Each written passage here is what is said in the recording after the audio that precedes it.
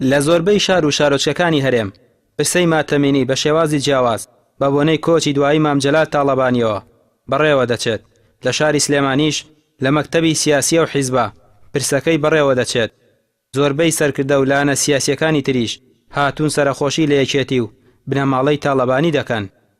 لە دەستپێکداڵێن ئینا لله و ئینا ئیلەیه ڕاجعون، سەرخۆشی لە خۆمان و لە خانەوادەی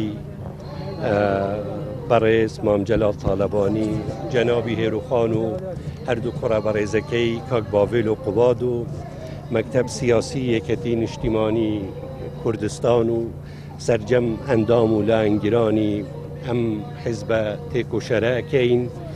بەڕاستی لە دەستدانی مامجەلال لەم کاتە هەستیارەدا خەسارەتێکی گەورەیە بۆ هەموو میلەتی کورد. من هەروەندا ئەڵێم بە درێژایی ساڵانی 75 تا ساڵی 91 ئەو پیاوە لە ناو کوردستانە بووە. مەقەڕەکەی بارەگاکەی تەنها 6 کیلۆمەتر هەوایی لە معسکەری سوسێوە دوور بووە کە بە هاون لێی داوە. هەمیشە تارەی لەسەر بووە، هەمیشە هجومی لەسەر بووە، بەڵام ئەو پیاوەکو ئەو چێوانە خۆی گرت و قیادەی شۆڕشتی کرد و قیادەی ئێمەی کرد بۆی کە بگەینە ساڵی 91 و بگەینە ئەو ئازادی کێسا هەیە. هەمووان باز لە پێگەی بەهێزی تاڵەبانی دەکەن وەکو سەرکردەیەکی گەورە لە مێژووی کورد و جیهان لە دەستدانی بەکەلێنێکی گەورە دەزانن. فاروقی مەلا مستەفا کاوکات دۆستی نزیکی تاڵەبانی بوو، دەڵێت تاڵەبانی تاو کاتەی گیانی سپار هیچ کات باسی لە نەخۆشی و ئازار نەکرد، بەردەوام سەردانی کردووە و لە نزیکەوە چاودێری تەندروستی کردووە.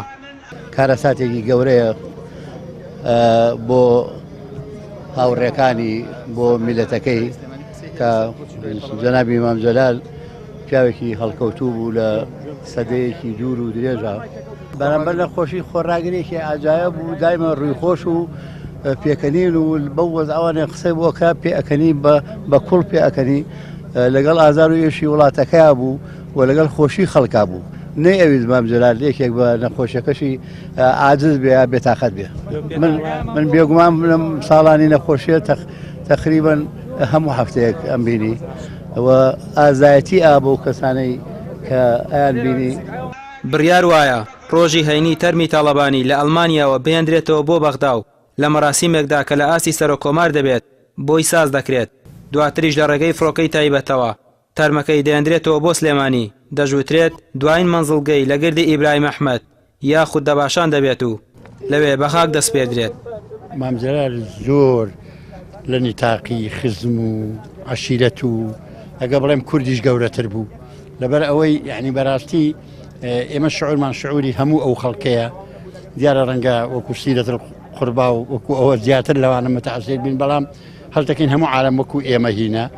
خەسارەتێک بوو لە وڵاتەکە و لە میلەتەکە کەوت و پێم وایە هەر بە 100 ساڵێک ڕەنگە جارێک خەڵکەکی وا هەڵبکەوێ.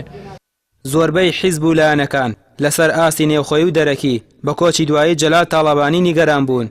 بەرپرسانی یەکێتیش لە زۆربەی بەیاننامە و ڕاگەیاندنەکانیانەوە دوو پاتی دەکەنەوە کۆچی دوایی سکرتێری گشتی حیزبەکەیان دەکەنە هەوێنی ئاشتی و برایەتی و داواش لە لایەنگرانیان دەکەن ڕیزەکانی نێو یەکێتیان بپارێزن. ڕامێر عوسمان، کەناڵی ئاسمانی پەیام، سلێمانی.